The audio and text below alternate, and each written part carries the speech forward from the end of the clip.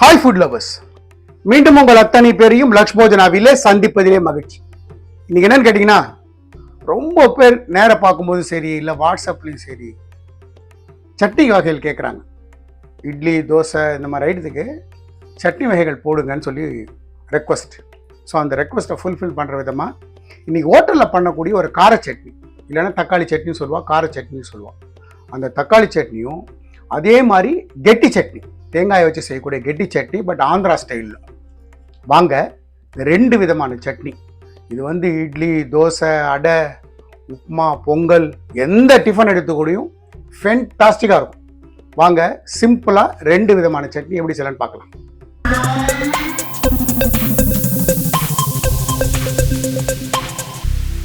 Stove on பண்ணுறேன். Pan ரெண்டு சட்னியும் இதே பேனில் தான் செய்ய போகிறேன். பேன் வச்சுருக்கேன். பேன் சுடட்டும். நம்ம வச்ச பேன் சுட்டுடுத்து ஒரு 1.5 டீஸ்பூன் கடலை எண்ணெய் சேர்த்துருக்கேன். எண்ணெய் ஸ்லைட்டாக சுடட்டும். நான் இந்த ஸ்பூனில் ஒரு 1.5 டீஸ்பூன் கடலைப்பருப்பு, அதே 1.5 டீஸ்பூன் உளுத்தம்பருப்பு ரெண்டையும் சேர்த்துட்டு லோ ஃப்ளேமில் இந்த பருப்பை நல்லா வறுப்பணும். நம்ம முதல்ல பண்ணுறது வந்து தக்காளியும் வெங்காயம் வச்சு ஒரு கார சட்னி. அதுக்கப்புறம் நம்ம கெட்டி தேங்காய் சட்னி பார்ப்போம். இந்த ஸ்டேஜில் இந்த ரெண்டு பருப்பும் நல்லா ஒரு 80 to 85% நல்லா வறுத்துருங்க. ஏன்னா அதுக்கப்புறம் நம்ம தக்காளி வெங்காயம் எல்லாம் போடும்போது தண்ணி சேர்த்து வந்துடும், பெருசாக வறுபடாது. அதனால் நல்லா கலர் மாறுற வரைக்கும் முதல்ல நல்லா வறுத்துருங்க. ஏன்னா இந்த பருப்பு எவ்வளோக்கு எவ்வளோ வறுபடுதோ, நிறைய வாட்டி சொல்லியிருக்கேன், ஃப்ளேவர் ரொம்ப நல்லா இருக்கும். ஸோ நம்மளோட ரெண்டு பருப்பும் பார்த்தீங்கன்னா நல்லா கலர் மாறிடுது. இந்த ஸ்டேஜில் நான் ஒரு 2 பூண்டு கட் பண்ணி வச்சுருக்கேன், சேர்த்துருக்கேன். ஒரு சிறு துண்டு இஞ்சி, இதுலேயே கொஞ்சமாக கருவேப்பிலை, 1 2 3 4 5 ஒரு 6 வந்து காஞ்ச மிளகா, ஒரு 3 வந்து பச்சை மிளகா போட்டுட்டு இது இந்த வறுத்துறேன். இப்போது இந்த ஸ்டேஜில் இந்த வெங்காயம், ஒரு நல்ல பெரிய வெங்காயம் வச்சுருக்கேன், அந்த பெரிய வெங்காயத்தை சேர்த்துருக்கேன். இந்த ரெசிப்பியில் நீங்கள் ஒரு பெரிய வெங்காயம் சேர்த்தீங்கன்னா, மீடியம் சைஸாக இருந்தால் ஒரு 3 தக்காளி, நார்மல் சைஸாக இருந்தால் இல்லை பெரிய சைஸாக இருந்தால் 2 தக்காளி. தக்காளி கூட இருக்கணும், வெங்காயத்தை விட ஒரு போர்ஷன் தக்காளி கூட இருக்கணும். அதே மாதிரி தக்காளி வந்து பெருசாக வறுக்கணும்னு அவசியம் இல்லை, வதக்கணும்னு அவசியம் இல்லை, ஸ்லைட்டாக போட்டாலே போதும், ஸ்லைட்டாக வந்து வதங்கினா போதும். ஸ்டேஜில் நல்லா பெருசாக இருக்கக்கூடிய 2 தக்காளி,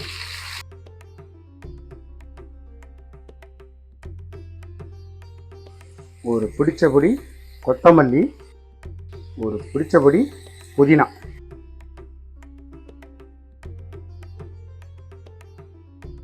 இந்த டிஷ்ஷுக்கு தேவையான சால்ட்டு, கல்லுப்பு போட்டுக்கிறேன். எங்கிட்ட காஷ்மீரி ரெட் சில்லி வச்சுருக்கேன். இது நல்லா கலரிங் கொடுக்கும், காரம் கம்மியாக இருக்கும். இது வந்து ஒரு 1.5 டீஸ்பூன், சின்ன ஸ்பூனில் 1.5 டீஸ்பூன், சின்ன ஸ்பூன் போட்டுட்டு எல்லாத்தையும் நல்லா வதக்குங்க. மறுபடியும் சொல்கிறேன், ரொம்ப பெருசாக வதங்கணும்னு அவசியம் இல்லை. அவ்வளோதான். இதில் சேர்க்க வேண்டிய பொருட்கள் எல்லாம் நம்ம சேர்த்தாச்சு. இன்னும் தேங்காய் மட்டும் சேர்க்கணும், கடைசியாக சேர்த்துப்போம். அந்த ஸ்டேஜில் ஒரு 2 டீஸ்பூன் தேங்காய் துருவி வச்சது சேர்த்தேன். தேங்காய் சும்மா ஸ்லைட்டாக போட்டதே தெரியக்கூடாது.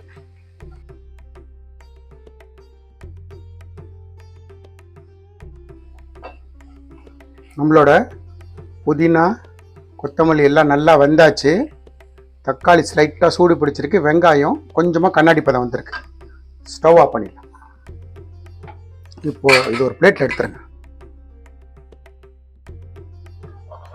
இப்போது இது கரெக்டாக ரூம் டெம்பரேச்சர் வரட்டும். அடுத்தது நம்மளோட கெட்டி சட்னி. ஸ்டவ் ஆன் பண்ணுறேன். அதே பேன், இப்போ அந்த தக்காளி வெங்காயம் வதக்கணும்ல, அதே பேனை ஸ்லைட்டாக அலம்பிட்டு வச்சுருக்கேன். பேன் நல்லா சுடட்டும். நம்ம வச்ச பேன் சுட்டெடுத்து நான் ஒரு டீஸ்பூன் கடலெண்ணெய் சேர்த்துக்கிறேன். எண்ணெய் ஸ்லைட்டாக சோறட்டும். நம்ம வச்ச கடாய் நல்லா எண்ணெய் சுட்டெடுத்து நான் ஒரு 50 கிராம், இது வந்து வறுத்த வேர்க்கடலை. நீங்கள் பச்சை வேர்க்கடலை போட்டு கூட நல்லா வறுத்து செய்யலாம். நான் வந்து சட்டுன்னு செய்யணுன்றதுக்காக வறுத்த வேர்க்கடலை, தோல் இல்லாத வேர்க்கடலை. இந்த வேர்க்கடலையை ஒரு வாட்டி நல்லா இன்னொரு வாட்டி வறுத்துருங்க. நல்லா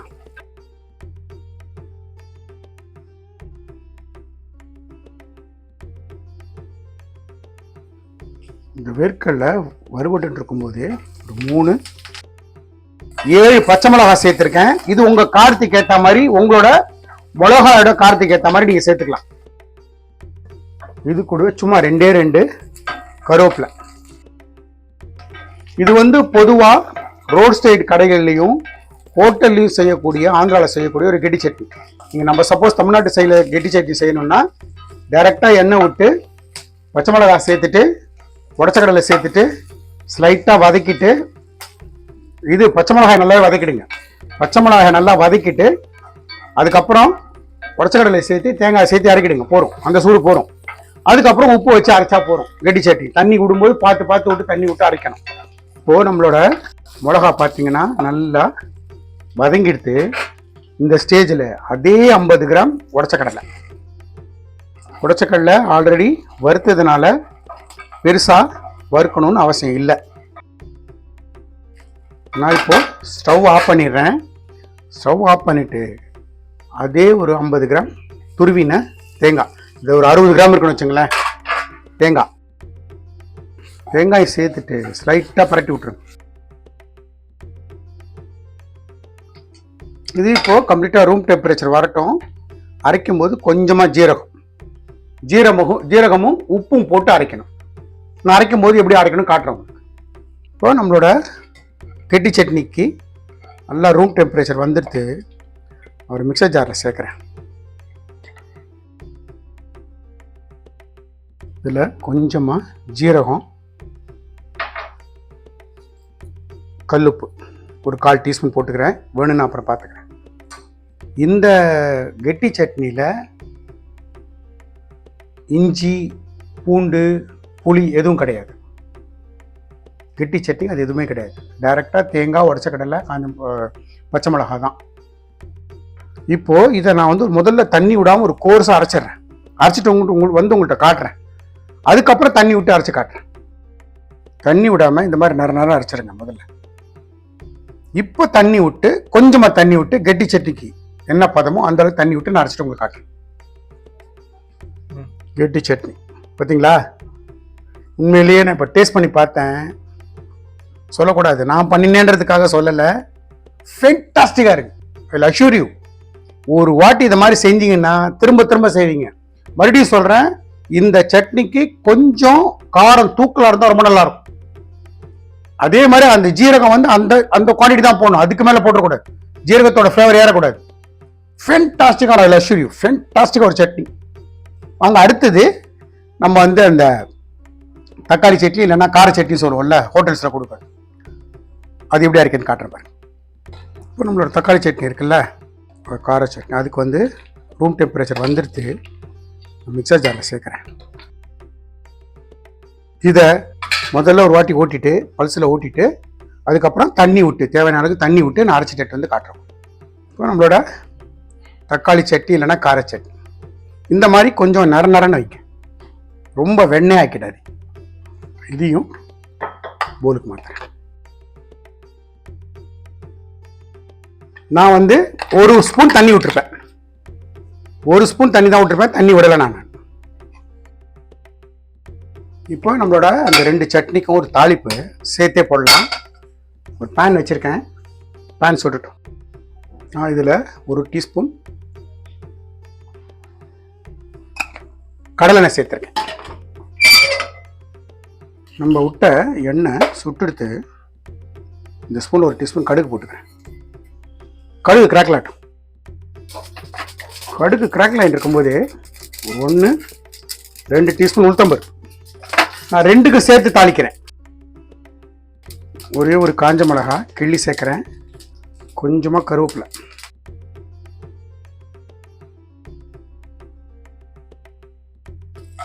உளுத்தம் பருப்பு நல்லா கலர் மாறட்டும். பார்த்தீங்கன்னா நம்மளோட உளுத்தம் பருப்பு நல்ல செவக்க வறுபட்டு எடுத்து வாங்க இப்போ இந்த தாளிப்பை சட்டியில் சேர்த்தோம்.